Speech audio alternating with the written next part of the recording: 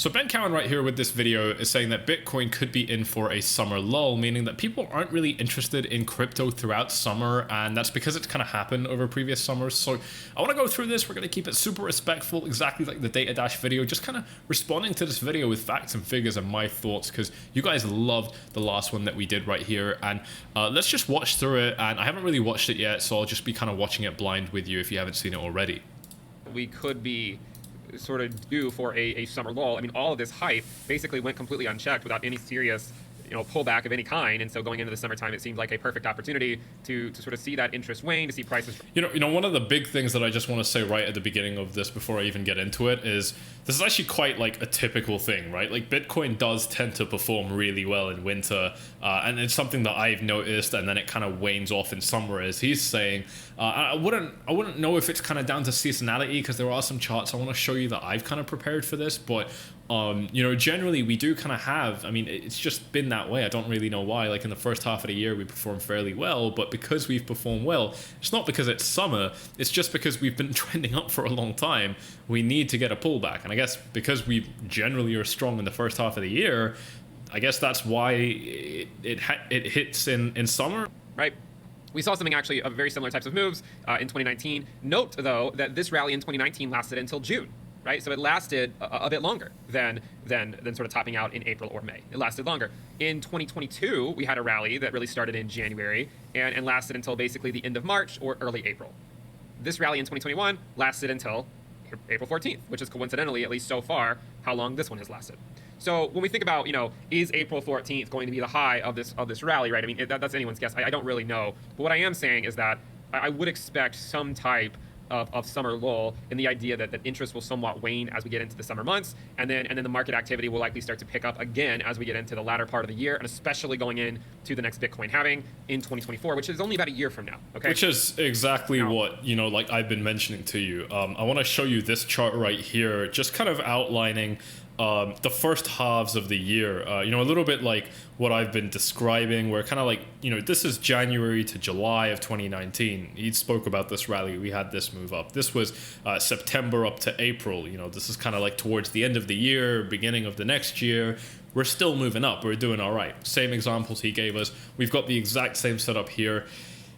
It looks like something that could definitely be, the case for these markets. If we look at this next chart, this one's a little bit confusing. All I'm really showing you on this chart, along the same lines as Ben, is I'm just kind of defining summer, right? And summer here, what I'm basically saying is kind of the beginning of June to the end of August, right? I think that's what we can say, summer is. And basically, in other words, this means the only people enjoying themselves in the world will be the Australians having their summer, because that winter, they can enjoy their gloomy skies because the crypto market isn't going to be particularly interesting here.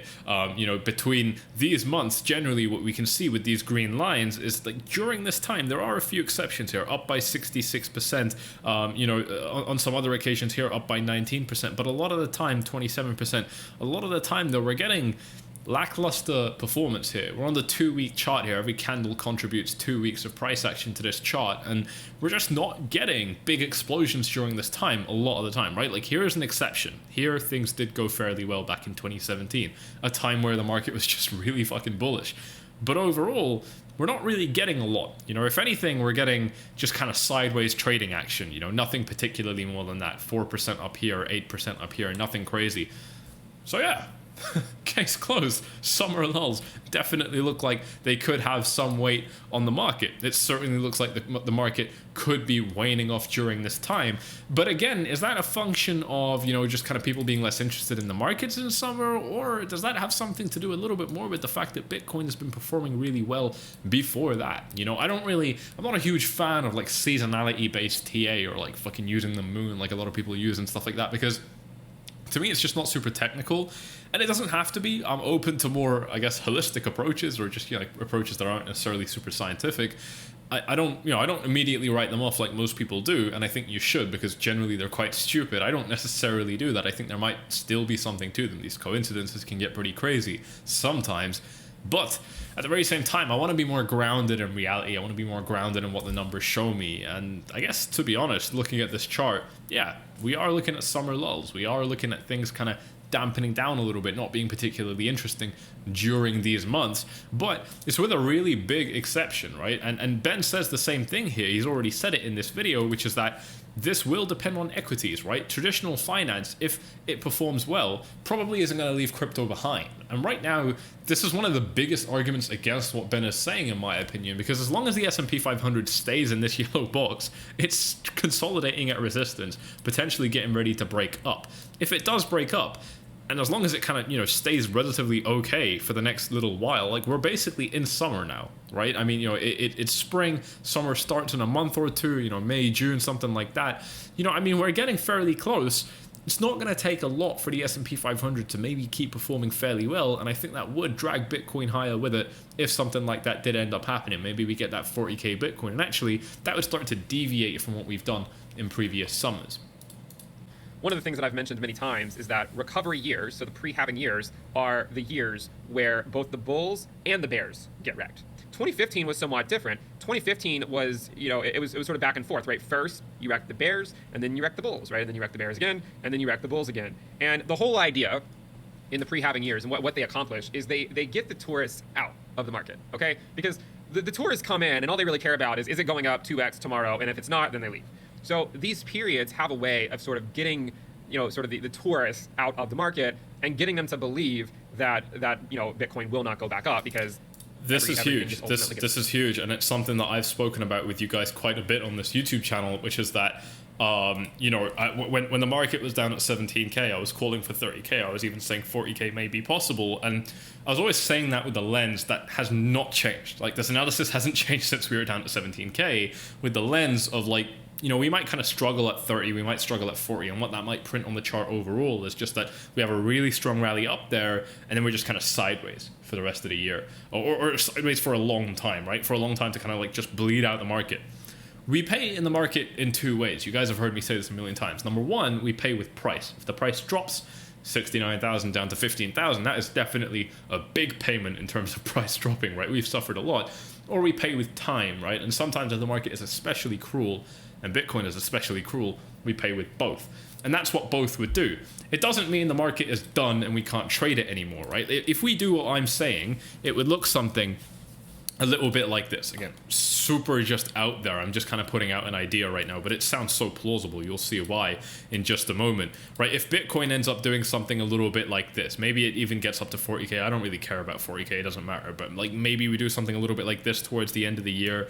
And then, like, it's something a little bit like this, 2024, the halvening happens. You know what I mean? Like, that's where these things kind of start to lift off. Very similar to what Ben is speaking about, right? Like, maybe this thing kind of takes off a little bit earlier, right? It doesn't really matter, not the point, right? The original point that I'm trying to make here is just that, like, for a while we just kind of like we're wavy, we're shaky, we don't quite know what we're doing, we're just kind of messing about in these ranges. Let me draw this a little bit more accurately for you, right? Something that might look a little bit more like this, and then like whatever, like this is kind of what I'm getting at.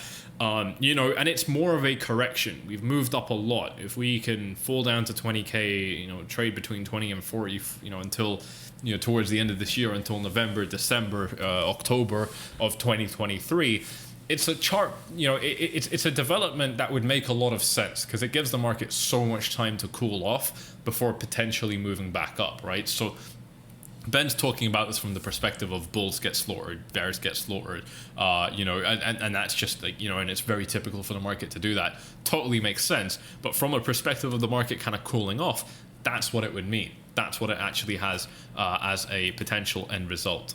Hold off, and we come back down. So what I'm suggesting is that the momentum for this rally, it could already be over, right? If it's going to follow 2021. If it's not over, then perhaps you could see another push into May, but I don't think this rally is going to last for the duration of the year, is the point. Now, yeah, I know that when I say that, yeah, it will elicit... I mean, we're coming off a low, we've doubled, like, it's not going to be perfect, so yeah, I don't think we're going to rally for the rest of the year either. I think that's fairly obvious. Is this the local high for a while? Could we push just a bit higher in late April or early May? Yes. Like, both of these outcomes are potentially in the cards. But I don't think it should take away from the idea that we likely will see prices fall back in, especially as we get into the summertime and the second half of the year. That way, by the end of the year, we can look back and say, okay, everyone got wrecked, right? The bulls got wrecked, the bears got wrecked, And now we're going to go into the halving year. So it's about like, we got to form the picture, right? Like our job as traders is we visualize a reality, we try and fill it in with details, and we see if it's realistic, and if it's not realistic, we can it and we do the next one, right? Very, very typical. And so like, it's almost like Ben's kind of trying to paint a picture of like, how do the maximum number of people get fucked as badly as possible, right? And so now we've spent the entire year trending up, right? Let's be very clear about that. Since this year began, we've been in an uptrend and we've been pretty strong, okay? So bears have gotten screwed.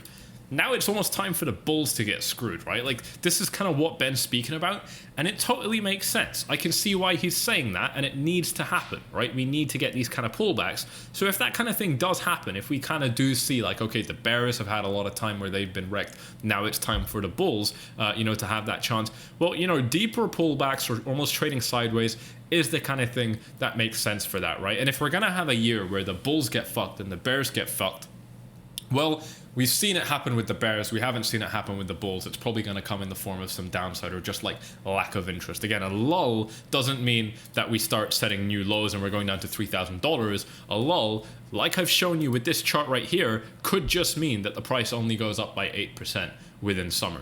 What it could mean, exactly like this chart shows you, is that the price still shoots up. It's very hard to give you a price level here. This is like $420 up to $700. So basically it doubles. It goes from $400 up to like $800 according to this chart.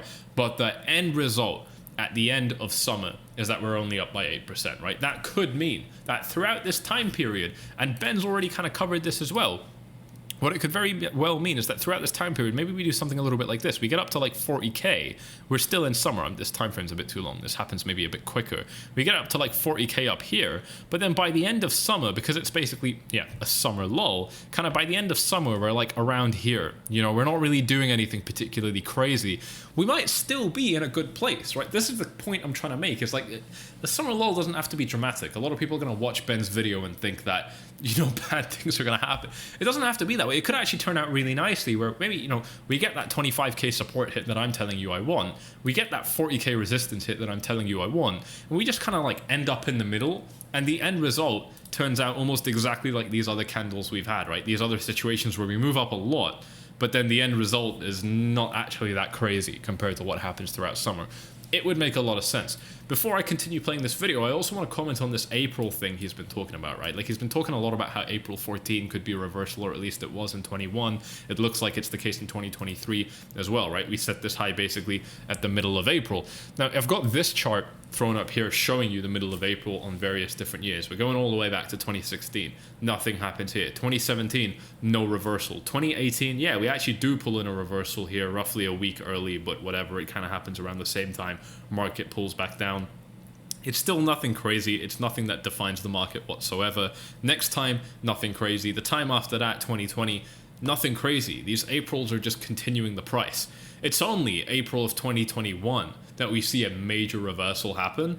And April 2022, again, we just kind of recontinue the trend. So, with what I'm seeing, and you can just see the rest of the chart here. Pause the video if you're interested. So, like, with what I'm seeing on this chart, look, according to this chart, what Ben has thrown up, April is important throughout 2021 and 2023. Even if the market, kind of continues to rally up from now, it's clear that we had some sort of reversal. And if this gets deeper, it's going to be very obvious. Okay, April is significant in this particular year. But throughout the last, 7 years, we are going back to 2016. Throughout the last 7 years, we have a very limited number of situations where April actually turned out to be a problem for the market, where April actually happened to reverse the market and send us on a different path. It was only in 2021 and only this year that we've seen it happen, right? Previously, we saw some things happen like this, but nothing crazy. So this is my point about like seasonality with TA. It's like, it's a bit too hit and miss. Like with analysis like this, oftentimes what you'll see is, like, if it's good, the best you're gonna get most of the time is like a 55-60% hit rate, where like kind of half the time it works out, a little bit more than half the time it works out. But it's just like, as a trader, as an investor, what you're going to find with strategies like this that use these kind of ideas, not necessarily what Ben is speaking about, but things that are peripheral to this, is that it kind of seems okay on paper, maybe even it seems good on paper, but when you try and implement these things in real life, in practicality, in the real world, it just kind of doesn't work. It's just not very reliable. That's been my experience with seasonality and Aprils and so on. And in this case, you can see it's super clear. Like if you just zoom out on the chart, April is effectively meaningless on this chart. It doesn't reverse the market generally. So that's a big point that I wanted to hit on with the April thing on this video. Which is also likely going to correspond to a shift back to lower interest rates, because the Fed's going to have to pivot, at some point, maybe by late 2023 or early 2024. And at that point, perhaps we will trade higher. And that's actually something else. Is like he's mentioning, interest rates could result in the market. If they start bringing interest rates down, then crypto could explode, and we know why, right? I've covered this with you quite a lot. It's quite simply just because if interest rates are lower, it's easier to borrow money, and equities can go up because of that. And if equities go up, that's probably going to drag Bitcoin up, right? If you're subscribed to this channel, if you've been watching me for a while, you're going to be very familiar with these concepts. We need to understand a few of these things. It's not crazy, it's not particularly complex, but we just need to know a few of these factors that could weigh in on the market. And this is the other reason that I'm not so sure of a summer lull necessarily, is because we've got very high interest rates right now, right? Like I've made the same argument with the price going up, for example, right? Like if you've pressed the green button for 6 months straight, the only button that you have to press now, really, let's be honest, is the red button, right? Like if you've only been buying something, then you kind of have to sell it. You don't have anything else you could do.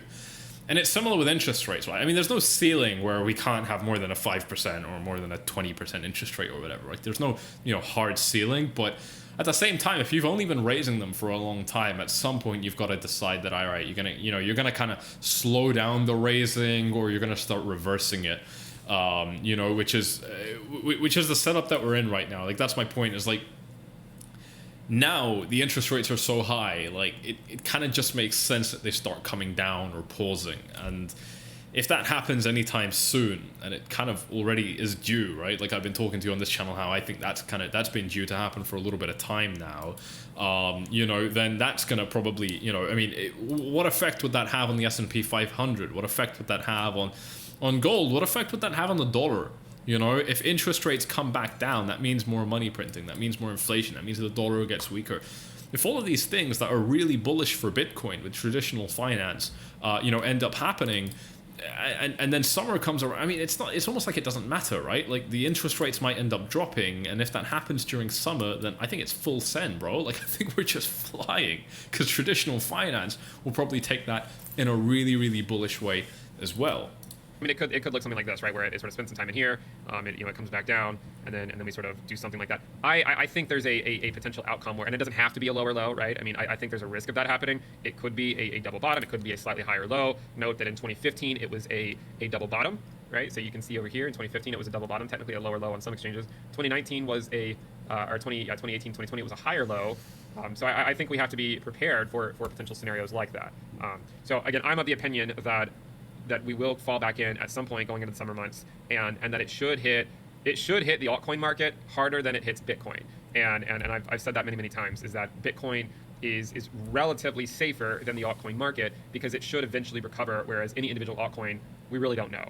And we see a lot of the altcoins are still in downtrends on their Bitcoin pairs. I think that will likely continue, and so I don't really. And that is something I've spoken to you guys a lot. You've seen the �4Flies Daily channel if you've been subscribed for a while now. It's linked at the top of every single YouTube video right here, where altcoins, and I've posted like 4 altcoin videos today. Another one's about to go live. This is super clear. Altcoins are trending down. The market is moving down a little bit. Altcoins are getting destroyed. Bitcoin from its high to its current price is down by about 11%. Every altcoin from its high to low has been decimated, in the same time frame. I mean, it's been a huge sell-off. I mean, this is just quite recent, a little bit more recent than Bitcoin's move, but in only the last 9 days, it's down by 17%, right? This is Matic right here.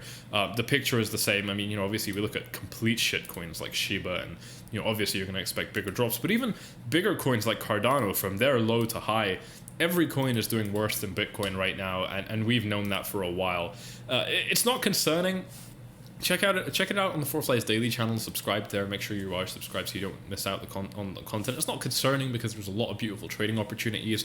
I'm definitely going to be taking advantage of it. You know the deal. I'm on Bybit. They're giving you up to 30k to sign up using my link in the description down below, and free access into an iPhone 14 Pro Max giveaway. All you've got to do is deposit $100 when you've signed up using my link. That's it. That's literally it. And you are entered into this giveaway to win an iPhone 14 Pro Max. But if you do want to take it a step further, get some free money deposited into your account that you can trade with, or you can make profits with it. If you make profits, you can withdraw that money. Then you can sign up to Bybit using my link in the description down below. Once you deposit and start trading, you're going to get that bonus in your account.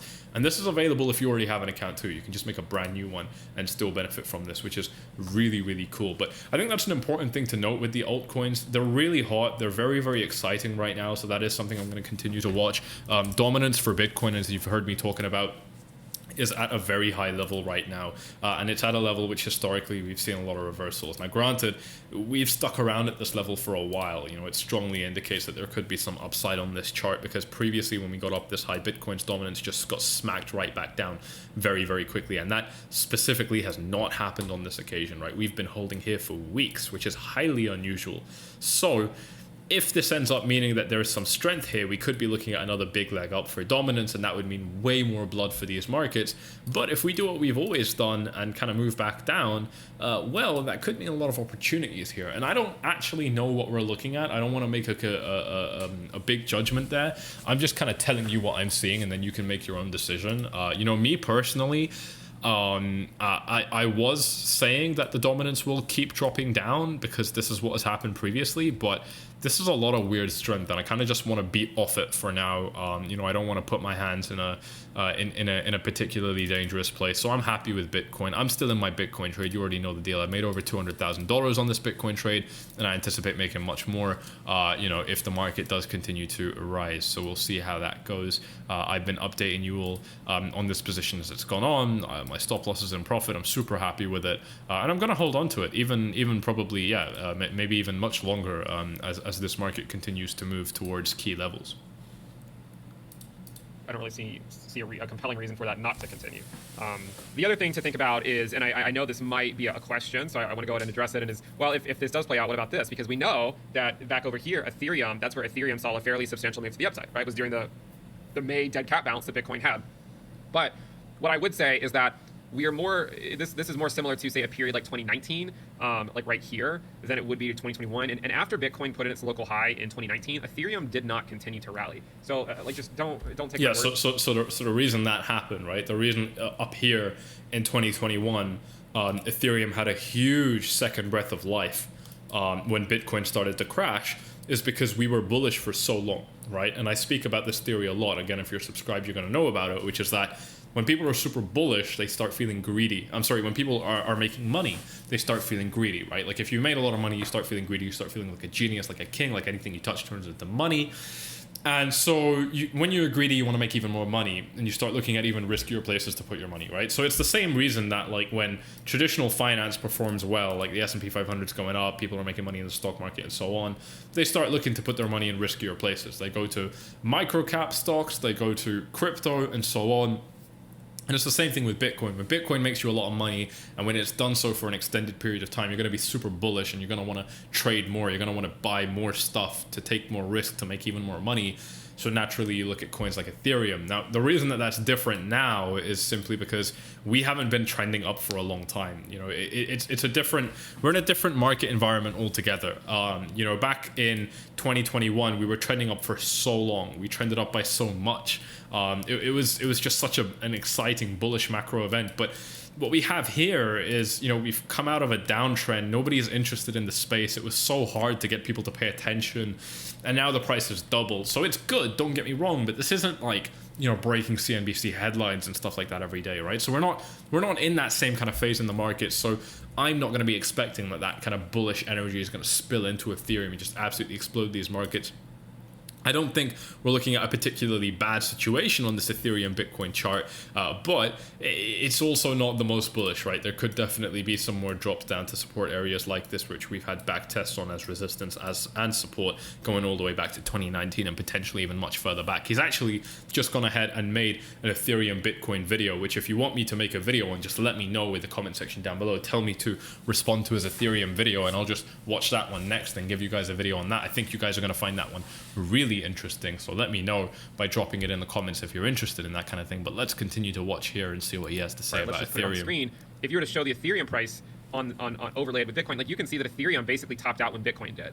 Yeah, and that will be, again, it's because, you know, I mean, it was the same situation. We went from 20k down to 3. Yes, we did pull off a 5x. It was a really nice rally, but it's not like a new paradigm where we're actively setting brand new all-time. It's just different, right? Like we're only rallying in the shadow of what we did previously, and that's bullish. That's going to make people greedy, but not nearly enough to where we see huge amounts of capital flooding in because of a fear of missing out. We had that, we certainly did, and that's why Ethereum went up massively from $80 all the way up to, you know, 340. That's why we saw such a big increase, but it's also why we didn't see Ethereum explode massively afterwards, is because we weren't doing anything that crazy like what we had in 2021, or even at the end of the previous bull market, right, in 2017. Here's something that you know, represents exactly what Ben was getting across to you guys as well, is if we just kind of throw the Ethereum chart on top of this, you'll see the exact same thing happening. It's creepy, guys. It happens the same way every time, where Bitcoin topped out, and it was only on Bitcoin's dead cat bounce up here that Ethereum really started to shine. Look at this. Bitcoin gets its second bounce of death, basically, where we fall down to 10 and then come back up to 17. And in fact, it's after that Ethereum starts moving up massively. Ethereum really gets its moonshot. Look at the left axis here. It goes from $700 all the way up to $1,200, $1,100, you know, right when Bitcoin is dying. Okay, and that's because the market is still in disbelief. The market, I'm sorry, in denial. The market doesn't understand that we're actually quite bearish, so we're having that big final breath, but it's happening in a smaller market. If you look at altcoins, this is where a lot of the altcoins were performing well. December was when Bitcoin topped out. January was where altcoins topped out. But again, we don't see that happening on this rally here. We saw it happening the next time. Again, it's so interesting to see how this thing has evolved, because this history, it just rhymes so well. It's the same. It's exactly what we expect. It really is. It's like on this big rally, on this big drop, that turns into a huge trap for long traders, for bulls. It turns into a huge trap for Bitcoin. That's where Ethereum sees its big sky-high rise. Again, exactly what Ben is saying. But right now, I don't think we're in for the same thing for the very same reason. Unless Bitcoin starts targeting levels like 40k and getting back above 30k, you know, I don't think that Ethereum is going to necessarily have much of a chance to get a big price explosion, because we just don't have that same level of crazy bullish sentiment in the market right now. Which is different than 2021, where Ethereum rallied on up after Bitcoin hit a high. But the market conditions were sufficient that there is a good chance that this will be a summer lull 2.0, where we come to really start to get a little bit more optimistic on these markets. And I know, I mean, like, if this is your first time in crypto, if you joined in 2021, I know what you're thinking. You're probably saying, well, you know, it can go to an all-time high, even now, is what a lot of people might think. Right. Yeah, and we've got the long and short ratio to confirm that, right? Like, retail is so bought into it. Fear and greed index is fairly high. That sentiment maybe needs to be shook out a little bit. A lot of the time it does get shook out. You know, most of the time it gets shook out. So I'm just saying, I mean, with a very high, you know, it may end up getting a little bit worse before it gets better. I'm not going to sit here and say that it can't happen. It's just that I've been in those shoes before. I've thought that before, and every single time it wasn't true, right? Every single time it wasn't true. It was just like in 2022 when we said we're likely just going to get rejected off the 200-day back in March of 2022, and ultimately, and we talked about how we were putting in higher lows here, and that some people might use this as evidence to say that higher lows are a good thing, but in a bear market, you know, higher lows ultimately just get broken to the downside after the rejection off the 200-day, and that's ultimately what happened. So I'm here to say again that I know a lot of people are very optimistic about price action because it has been moving up, but it's not really any different than what we've seen in pre-halving years, right? We've seen these types of moves in Yeah, bang on. I mean, we couldn't. You'll generally find that, like, this channel and others like it, you know, agree with each other, because it's the same thing I've been saying. We're still in the bear market. We're good. I'm chilling. I'm in my long position. I'm loving it. I've made a lot of money. Super happy with it. But we are still in a bear market. you know, it's going to take a lot. We have to really very convincingly break 30K. We have to get really high. We have to prove across a very long time horizon that we're still setting higher highs and higher lows, and we haven't done that yet. Like, we've only, I mean, this was a big sell-off, guys. This was a really big sell-off. So for the market to double isn't like that big of a deal. Like, in the when you compare it to what actually happened, we can go, like, we went from 70K down to 15. You know, so to go from 15K back up to 30 doesn't mean that things have changed. It just means that we're reacting to a sell-off that's just lasted a really long time. We just had a really big sell-off that lasted a really long time. So naturally, yeah, we are going to be expecting some rises here, you know, and they might be quite explosive because we've been suppressed for so long, but that doesn't mean we're starting a new market cycle, right? I mean, it's so typical. It's exactly what we did in 2019. It's not like we're doing anything different. So that is something that's important to keep in mind. Now, I'm not saying that I think we're going to be, again, dropping down to new lows. That is something that Ben seems quite open to. I'm not. We're too far away to discuss that kind of thing, so I don't even really want to open that up right now. But, you know, I mean, we have so much support between here and 20K. We have so many good reasons to bounce up. It just looks like another standard pullback, you know. I mean, it looks exactly like what we did here, that we could be ready to do the same thing again. It's the most bullish thing we could do. I have no reason to expect that we can set, you know, that we should be on the way to set new lows right now. I have no reason whatsoever to believe that. We're doing the most bullish thing we could be doing right now in terms of, like, we've got a really strong trend. We had a nice pullback. We consolidated on the way up, and now we're pulling back again. It's healthy, right? That's just what it is, plain and simple. It's just healthy. Prehabbing years. One other way that we can look at this is to go look at the charts for the year-to-date ROI. So I want to take a look again at that. And we're going to put on here 2023, and then we're going to take an average of 2015 and 2019. I've said many times that I think the average of 2015 and 2019 will sort of encapsulate price action for the duration of this year. This means going below, no lower than 25% below the yearly open, no higher than 2.1x above the yearly open. This gives price action for Bitcoin a range in 2023 of between $12,000 and around $35,000. You might say, well, Ben, like, that's ridiculous, right? You're getting a range between 12K and 35K. Well, welcome to crypto, my friends. I mean, this is not unheard of. If you go look at No, I think that's super fair. It's a little bit too bearish for my taste, but you know, 12K to 35, I'm saying more like 20 to 40. You know, maybe 15 to 40. I think 15 to 40 is a very, very fair, you know, safe range. It's a weird way to forecast the next year of trading, to be honest. I don't think it's particularly productive. I don't think it's particularly useful, but I do agree with it, yeah. If you go look at modern portfolio theory with you know, Bitcoin and Ethereum in it, I mean, expected annual returns are, you know, to maximize the Sharpe ratio are 65% plus or minus 80%. So yes, I mean, the ranges are large, but that's also why you're. And yeah, and large ranges, you know, you're not a stranger to that if you're watching my channel either. I mean, it's just an unfortunate reality. Sometimes we have very, very big ranges, right? I mean, my resistance range up here spanned from, you know, 29.7 all the way up to 34. That's like, you know, $3,500, $4,500 of price action just for one area of resistance. Like, what the fuck, Sammy? That's way too big. How can you be accurate with that? But that's what I'm working with. I can't. Yeah, I wanna make it as narrow as possible because I want to trade it. You know, and making ranges narrow helps because I can, you know, it's very hard to decide where to trade this range because it's too big.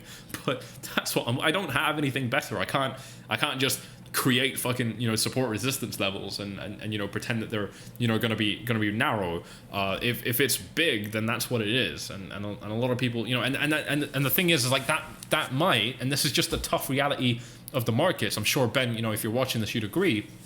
You know, that might mean that it's hard to trade because the range is too big. But if that's the case, then you just don't trade, right? A lot of people, they start thinking that even if things were bad and, you know, that the circumstances don't really make sense and the setups aren't ideal, that if I just click buttons, I'll still make money.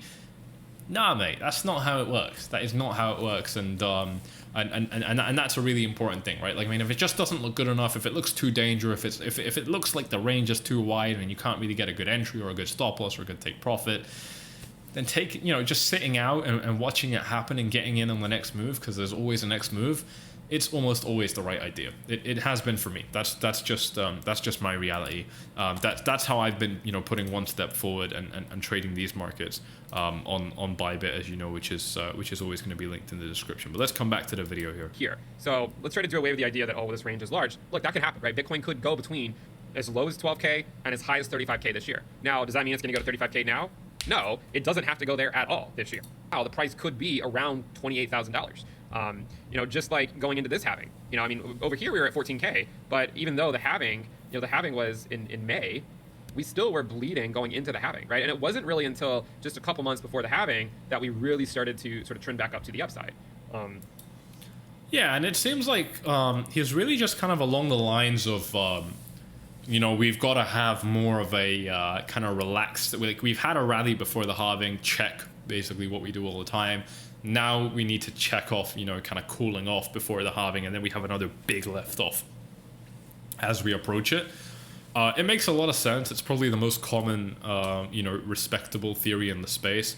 I don't know. It's not something that I would want to agree or disagree with because it's just too long term. I mean, this is one of the ways that him and I diverge. It's the same place that I diverged with Data Dash in the previous video, which is just that, like, at this point, man, you're trying to make such long term predictions, which is like fair enough if you're investing, but I'm not a day trader by any means. I have a fucking life. I have some basic, self-respect. But, I trade short-term moves. I'm in the market and then I'm out within a week, within a few weeks, right? It's pretty short-term trading overall.